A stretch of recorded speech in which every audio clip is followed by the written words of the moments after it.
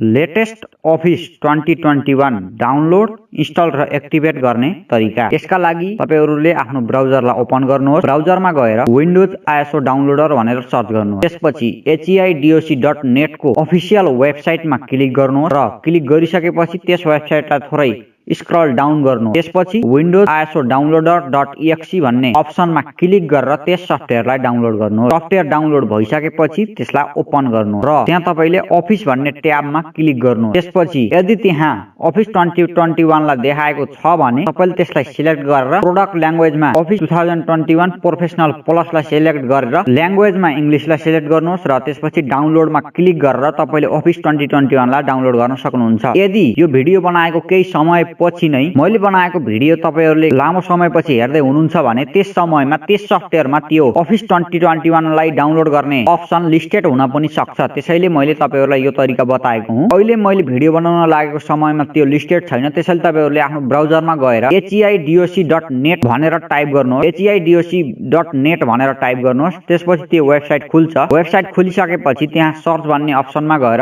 Office 2021 download links भनेर search गर्नु। Search गरिसकेपछि सुरुमा आउने अफिस 2021 लिंक्स भनेर त्यहाँ आर्टिकलको लिंक आउँछ। त्यसै वेबसाइटमा त्यसमा क्लिक गर्नुहोस्। क्लिक गरिसकेपछि अफिस 2021 डाइरेक्ट डाउनलोड लिंक्समा क्लिक गर्नुहोस्। त्यसपछि त्यस वेबसाइटलाई थोरै स्क्रल डाउन गर्नुहोस्। त्यहाँ तपाईहरुले अफिसका विभिन्न भर्जनहरु ल्याङ्ग्वेजहरु देख्न सक्नुहुनेछ। हामीहरुले त्यसको भर्जन 2021 प्रोफेसनल प्लस र ल्याङ्ग्वेज इंग्लिश चुज गर्नुपर्ने हुन्छ। त्यसैले तपाईहरुले थोरै स्क्रल डाउन गर्नुहोस् र त्यहाँ तपाईहरुले इंग्लिश भन्ने इंग्लिश वे युएसए भन्ने अप्सन देख्न सक्नुहुन्छ। इको सिरिजमा यो इंग्लिशको सिरिजमा गएर तपाईहरुले अफिस 2021 प्रोफेसनल प्लस भन्ने भर्जनको साइडमा रहेको प्रो प्लस 21 रिटेड आइएमजी मा क्लिक गर्नुहोस्। क्लिक गर्न साथ अर्को ट्याब ओपन हुन्छ। तपाईलाई डाउनलोडका लागि अप्सन आउँछ। यसमा पनि हामीहरुले त्यसका अफिसियल लिंकहरु पाउन सकिन्छ। त्यसले त्यो डाउनलोड भइसकेपछि अफिस 2021 लाई इन्स्टल गर्नका लागि तपाईहरुले डाउनलोड भएको त्यो अफिस 2021 को आइएसओ लाई राइट क्लिक गरेर माउन्ट गर्नुहोस्। यदि तपाईसँग विन्डोज 8, 10 र 11 छ भने तपाईहरुले माउन्टको अप्सन देख्न सक्नुहुनेछ।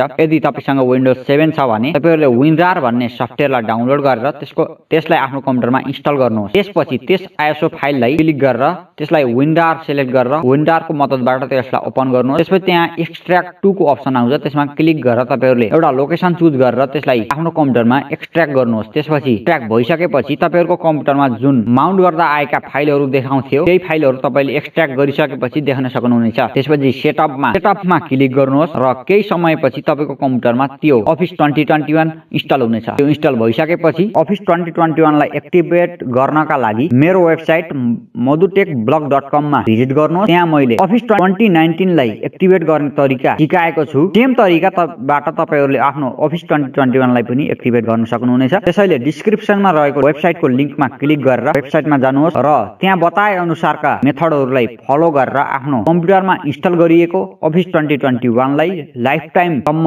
तपाईहरुले युज गर्न सक्नुहुनेछ। यदि तपाईले विन्डोज 11 आफ्नो कम्प्युटरमा सपोर्ट नगरेका कारण इन्स्टल गर्न सक्नु भएको छैन भने यो भिडियो हेरेर सिस्टम रिक्वायरमेन्ट बाइपास गरेर तपाईले आफ्नो कम्प्युटरमा विन्डोज 11 लाई इन्स्टल गर्नु होला। तपाईले यदि अनलाइन अर्निङ रिलेटेड आर्टिकल अथवा कुनै पनि नलेजेबल पोस्ट आर्टिकलहरु हेर्न चाहनुहुन्छ भने मेरो वेबसाइटमा जानु होला र mobile computer tech news online earning र वेबसाइट रिलेटेड कन्टेन्ट हेर्नका लागि मेरो च्यानललाई सब्स्क्राइब गरेर सँगै आएको बेल आइकन प्रेस गरेर अल नोटिफिकेसनमा क्लिक गर्नु होला। धन्यवाद। फेरि भेटौँला।